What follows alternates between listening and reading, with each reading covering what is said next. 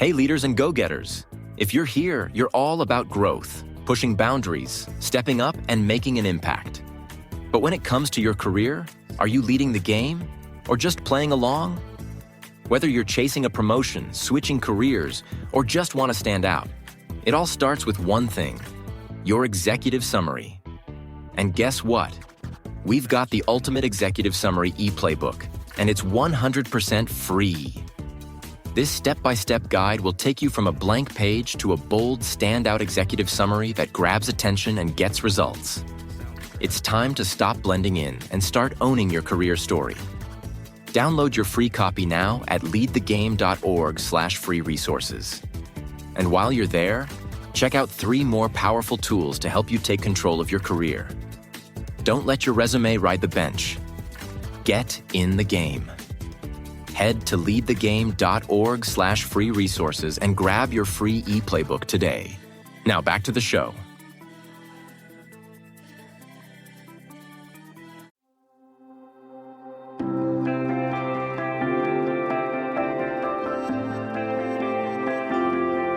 Welcome to What's on Your Bookshelf, a life and leadership podcast where we live out loud the pages of the books that are on our shelves, with your host, Denise Russo and Sam Powell. Hello, everyone.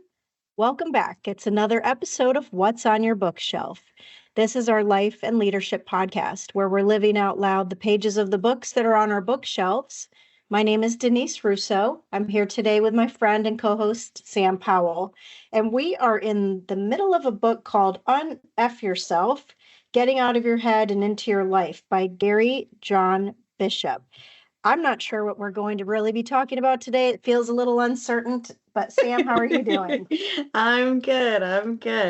I took this book on vacation with me. We went to an out-of-state baseball tournament and then did a couple of days on the beach. So I was reading this in the car, and Austin kept shooting me like little funny looks because of the title of the book. And he's like, "What are you reading?"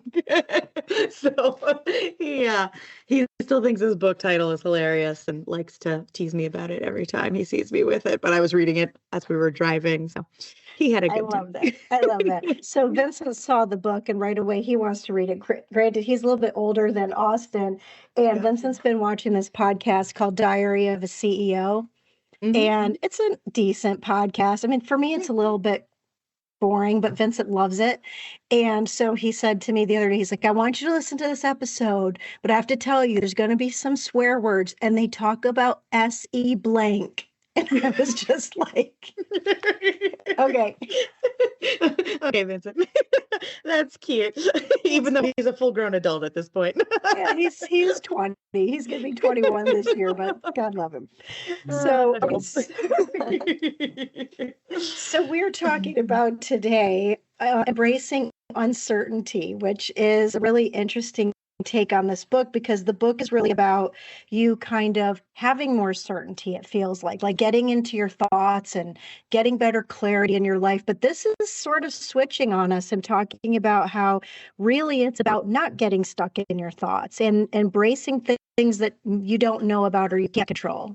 Yeah. And each one of these chapters gives us like a mantra, right? Like the sentence that should go through your head. And this is, I embrace the uncertainty. Mm-hmm. And he starts this out with a quote that says, "Uncertainty is where new happens."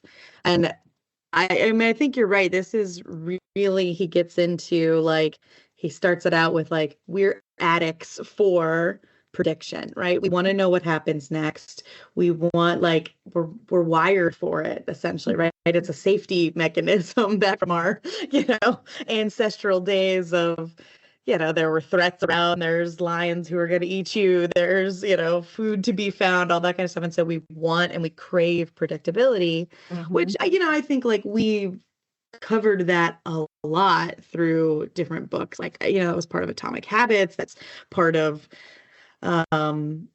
I like even Sulfur Happy. It was, really all about like your expectations and things like this. So this is really about like, if you're getting out of your head and into your life, you have to embrace that uncertainty is a part of it. And so I'm going to get comfortable being uncomfortable, kind of. It's kind of like an adventure maybe. And it makes me think about one of my favorite books that we haven't done yet, The Alchemist. I've talked about it a little bit. Mm-hmm. This book is written by Paulo Coelho from South America. It's one of my very, very favorite leadership books. That's not a leadership book. It's a fiction book. It's a story, but it's about this concept that you can plan for everything, and the things you plan for may not come to pass. And the other day, my mom has been in the hospital, and it was a different hospital than the one I was familiar with, and I was visiting with her, and I was on the way home, and there was an accident right at the entranceway of the on-ramp to the highway. So we had to get rerouted, but the accident had just happened. So there were no detours. The police weren't rerouting the traffic yet. And I was trying to figure out, well, how in the world am I going to get home? Like, that's the only way I know to get home. So I started following the people in front of me, and it was clear they didn't know where they were going either. It was extremely uncertain. And the GPS kept trying to turn me around to get onto the highway, of which I couldn't get onto. So I called up my kids. They were at home. They weren't with me. And so they said, well, do you want us to track you? And we might be able to see you on the map and tell you where to turn. And this happened to me years ago as well. So I was on this work trip in San Francisco, and I was with two people that, I was with Michelle and Ava. And, well, I wasn't with Michelle. I was with Ava, but Michelle lived in San Francisco. And Ava and I were walking, I don't know where we were. We were in the middle of nowhere, and we were on this long hike. She was wearing flip-flops, and we should not have been walking wherever we were.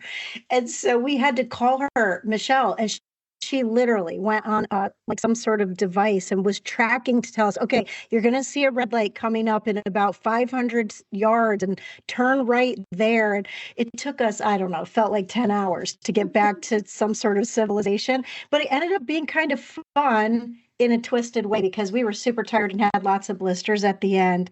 But between that trip with Ava, we actually started then tagging all of our posts after that called Always an Adventure, because inevitably something would be uncertain, but it would be fun, and we would make light of the uncertainty. And the book actually talks about how when you embrace uncertainty, you really do have the ability to transform some area in your life, whether it's personal or professional. And when you don't get stuck just in what you think you can control, sometimes the things that are outside of the controls are so much bigger and so much better.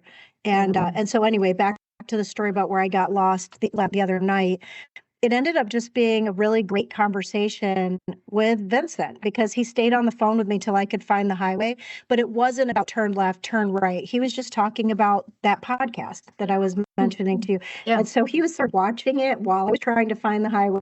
So I don't really think he was really, trying to help me, but he was just there like a comfort zone. So if you have maybe something around you that makes you comfortable or less uncomfortable, maybe that's a way for you to navigate something uncertain, like changing your job, or I don't know. I have a couple of thoughts just even about that, where I have a few friends that have said to me, and I think even to you, perhaps, that when we left our job 2.5 years ago, that they were jealous of it, and because they were still in their job.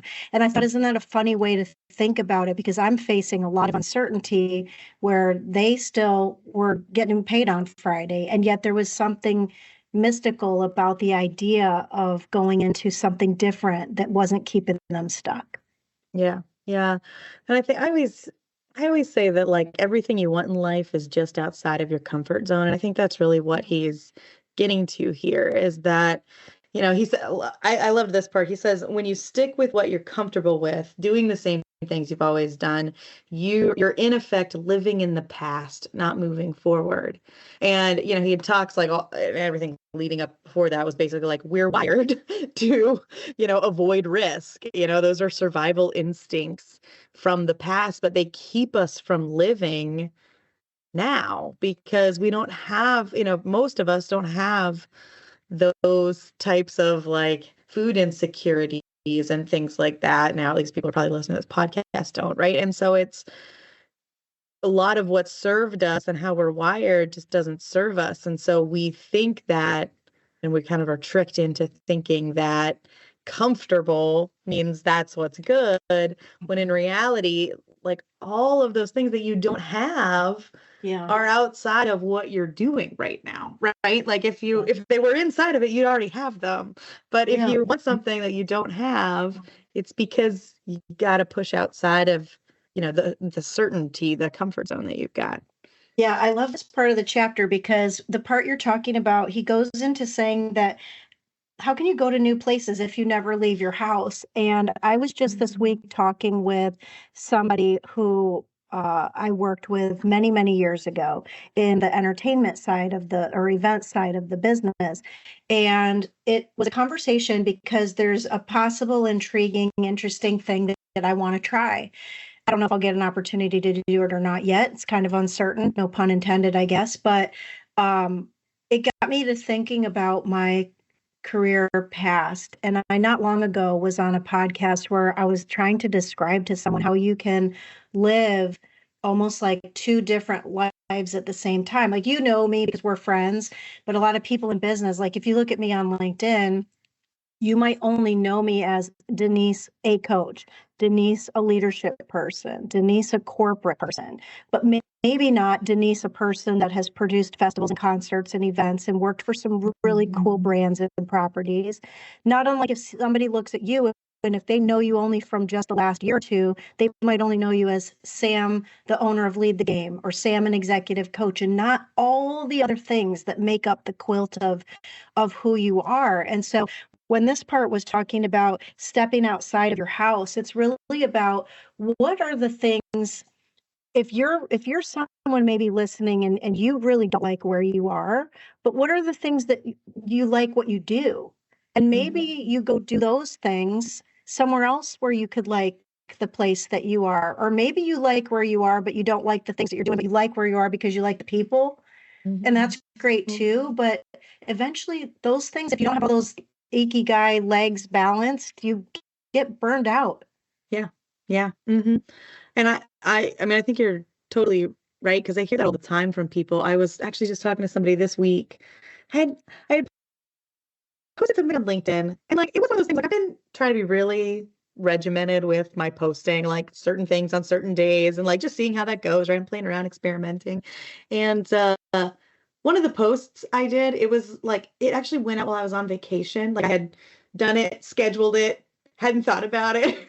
Didn't really look at LinkedIn because I was on vacation. And this post like got a bunch of comments, got a bunch of likes, like one of those things. And I was like, oh no, like I have things I need to catch up on. But it had a couple people reach out to me and they're like, oh my gosh, I felt the same way as you.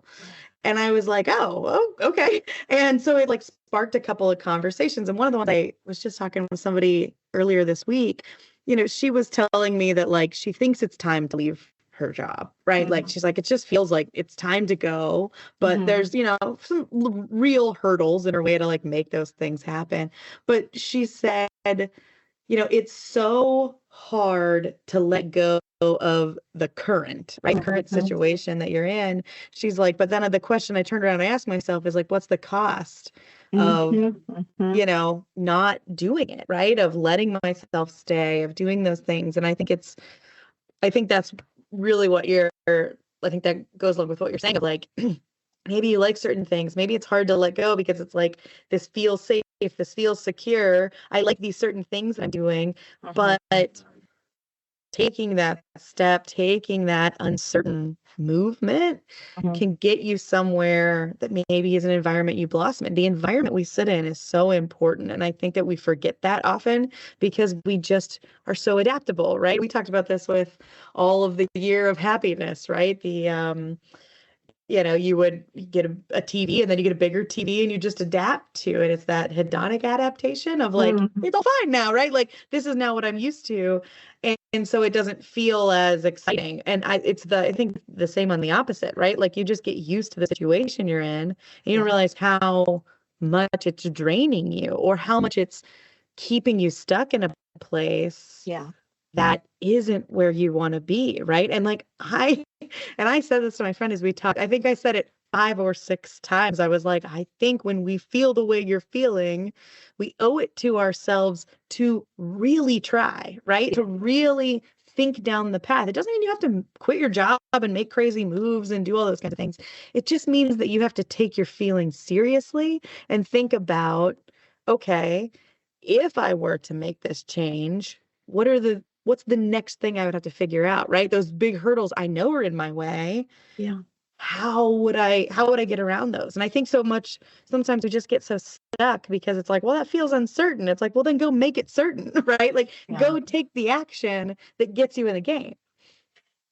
I love that you're sharing all this because I think that a key point for me in listening to the story with your friend and thinking about our stories is we these are not magic books. And so even if you try something, you shouldn't just assume that, oh, well, Denise and Sam have it all together and everything they've tried has worked. I feel like most of what I've tried has not worked. Does it? Yeah. Yeah. And I was kind of thinking as you were telling the story just now that I don't know, I was really impacted by the obstacle as the way in the story of the guy in the beginning of the book. And I'm wondering if when the guy grabbed the stick to put under the rock to move it, and if you don't know what we're talking about, please, friends, go get that book and listen to that series. But I wonder if when he did that, Sam, if it was not the very first stick he grabbed. Like, how many sticks did he put under the rock that broke first?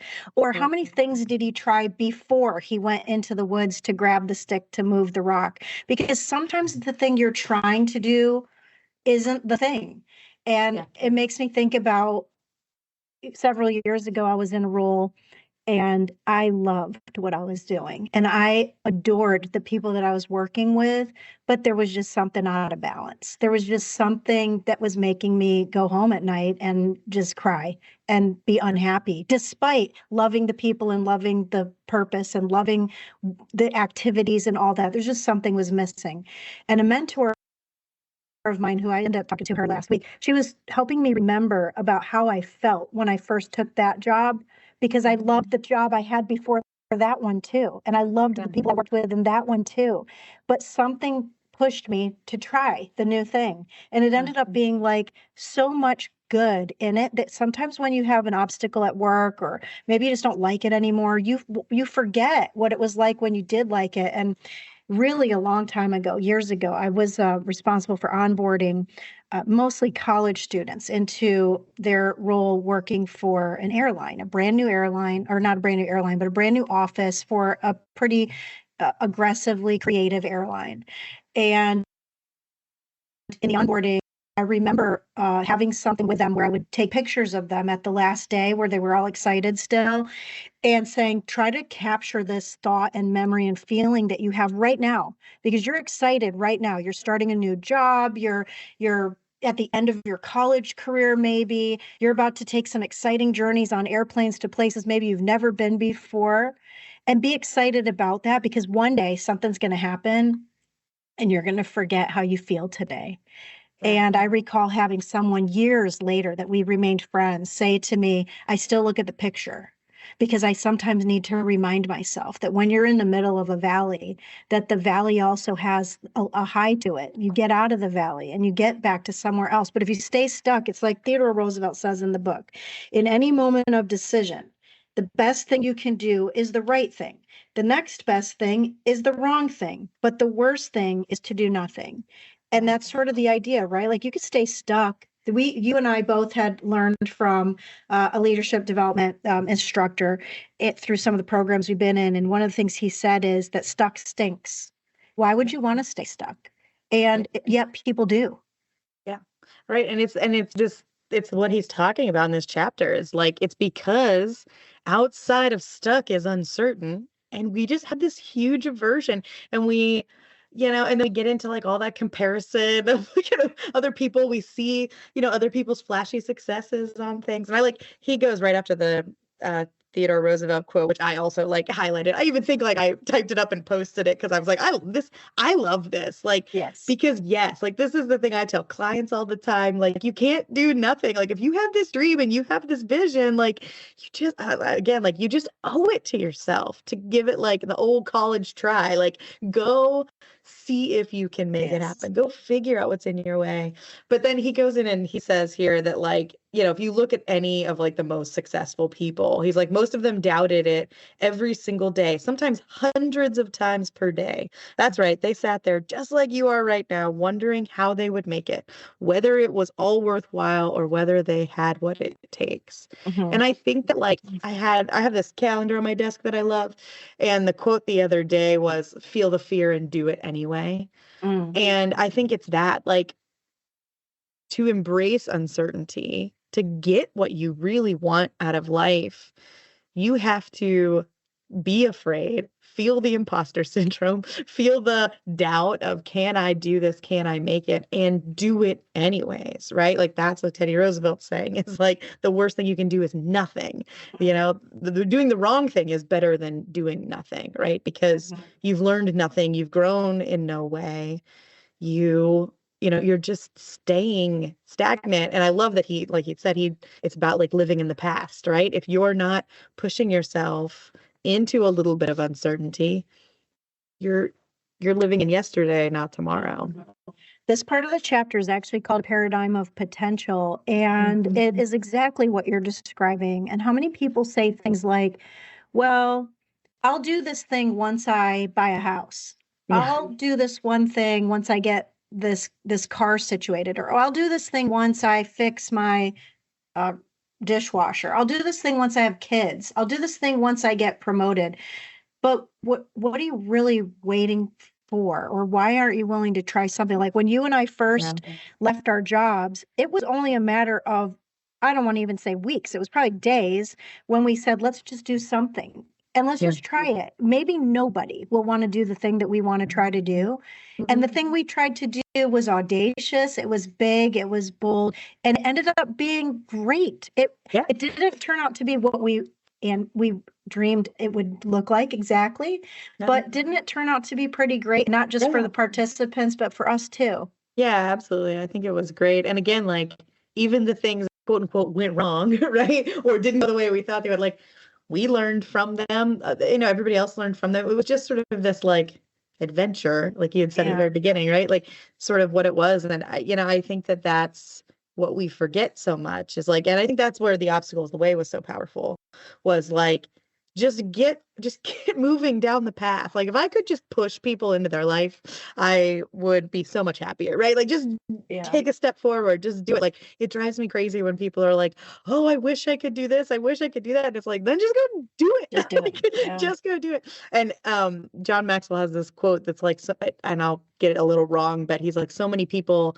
sit on an island called someday I'll, like, right? Someday I will do whatever. Someday I will do this, right? Once this thing happens, then I will do this. And we just sit forever on this island thinking, like, once all the pieces are in place, then I'll go get what I want. Then, we'll make it happen. And, this next section of this chapter, he says, certainty is a complete illusion, right? It's chasing what doesn't exist. Like, certainty does not exist in any way. And so we're chasing something that isn't even real most of the time, right? We're staying stagnant. We're not going after the things we want. We're not embracing uncertainty, all in this illusion that, things are certain, right? We could get things just right. Things could be perfect. It's never going to happen. I also like this part of the chapter just because he's talking about kind of like how you philosophically look at your own life and what you make up in your mind that you think is true that isn't. Like, there's some kind of quote, I'll probably mess it up, but it's like about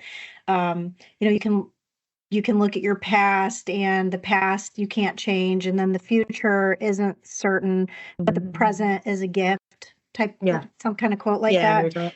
But the point of it is that how many people will look at the future and question, well, what if this happens? And they put a question mark after it. This is actually a book I've been trying to write for probably 5 years, and I haven't finished it yet.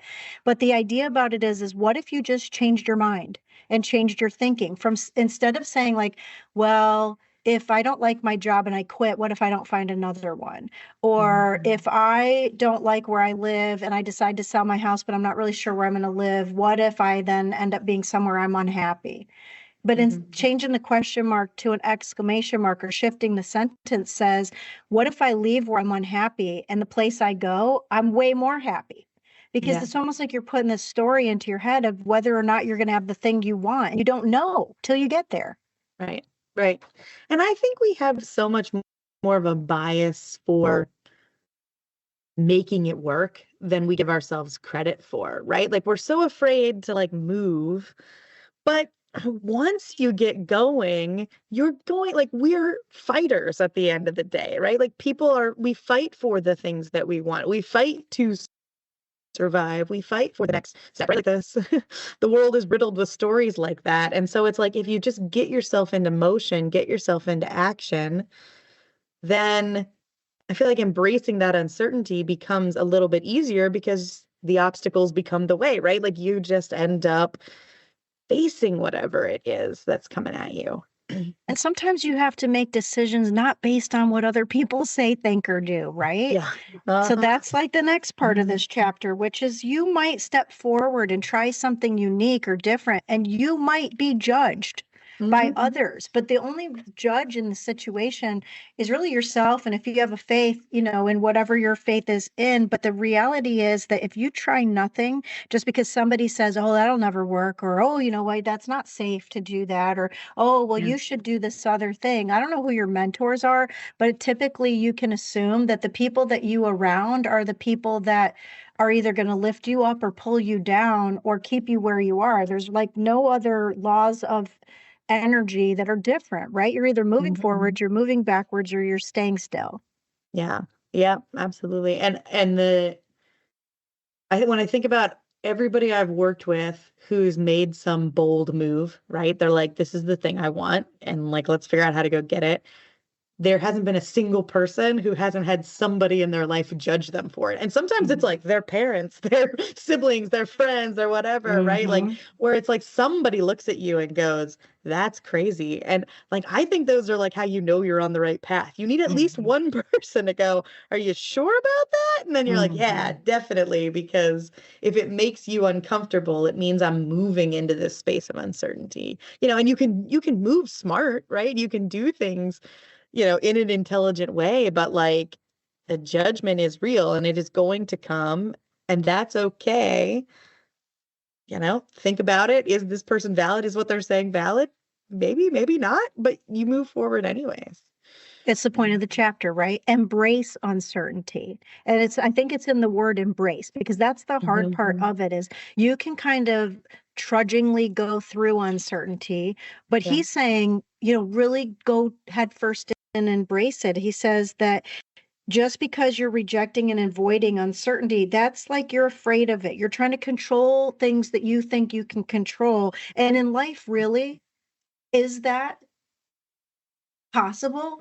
Because I think we've often said this in business, that the one thing that is certain in any business is change. And yet people are afraid of change. They're afraid of transformation. People want to stay the same. I actually been working on this project, and I was telling somebody just this past week that one of the things I'm noticing is that the people that I'm working with on this project that are the most tenured are the ones most resistant to change. And the people that are the least tenured are the ones that are kind of excited about change.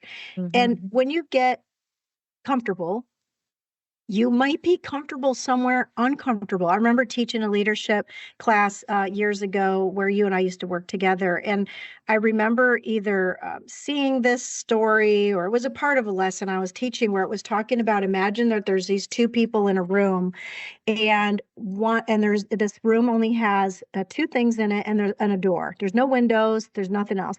One is a person is laying on the floor, and the other person is laying on a bed of nails.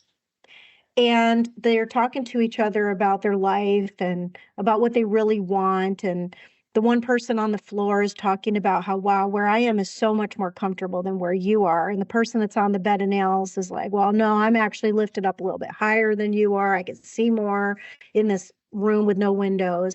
And they never take a chance to look at the door to see if the door was even unlocked. And the one person finally gets up and says, I wonder if we should open the door. And the other guy's like, no, why would you open the door? We have everything we need here. And so the one person stays and the other person goes, the door is unlocked and goes away. And you never know in the end of the story what was on the other side of the door. Maybe it was worse. Maybe it was better. Maybe it was nothing. Maybe the person opened the door and, like the book says, you could just right now drop dead. Who knows? You don't know your expiration date. But the point is that you could stay comfortable being uncomfortable and not even know it, or just try something. Yeah. Yeah. And I think that's it. And he says, yeah, I love that how he talks about this as like life is an adventure. It's absolutely filled with opportunity, but it is up to you to embrace those opportunities fully and completely in all of their majestic, unnerving, and invigorating uncertainty. And I think that's it, right? Like you got to open the door. you got to embrace the fact that you're going to find a lot of doors, a lot of windows, a lot of things. And you just have to embrace that it is uncertain how you're moving forward, but that's the reality, right? Certainty doesn't actually exist. And if you want something, right? If you want more, different, better, I don't know, anything that's not in the past for you, right? Then you've got to just embrace this adventure that is an uncertain but, invigorating life. Yeah. I think in closing for today, one of the interesting things for you as listeners is that you don't have to stay stuck. You can focus on what you can control, but it doesn't mean that you just stay within the limits of what you can control. And the best way through all of that is engaging with a coach. We can help you. Reach out to us. Zach, our producer, has lots of ways in the show notes for you to reach out to us. And if we can't help you, we can maybe point you to resources or people who can. There's no reason in your life with your signature story that you have to stay in a chapter that isn't where you want to be. It's like maybe it's time to turn the page. And I know we're going to turn the page now today to get ourselves to next week, which is about your thinking, and that you really aren't your thoughts, but the things that you do. So I'm really interested in that chapter, Sam, because we talk a lot about how it really isn't about what you do. It's about how you think about what you do or don't do. So I'm going to be curious and about the uncertainty of next week's chapter. Yeah, it's a good one. It's definitely a thought-provoking chapter. But yeah, I hope everybody this week, right, between now and the next time you hear from us, that you do something, right? One thing that feels a little uncertain, just to break you out of the cycle of sitting stagnant, sitting where you are, right? Just pick one small thing, make one move forward. And I bet it'll be one of the best things you do for the week. I agree with you. Thanks for sharing that. Friends, if you liked this episode, we would appreciate it if you would press like wherever it is that you're watching these listening to the episodes, and share it with others. Maybe you have a friend or a colleague or a family member even that could benefit from what we're learning together. Get this book. It's a short read. We're only halfway through it, but we're diving deep into it. Come back next week where we talk about I'm not my thoughts, I am what I do. My name's Denise Russo. On behalf of my friend Sam Powell, thanks for joining us this week on another episode of What's on Your Bookshelf.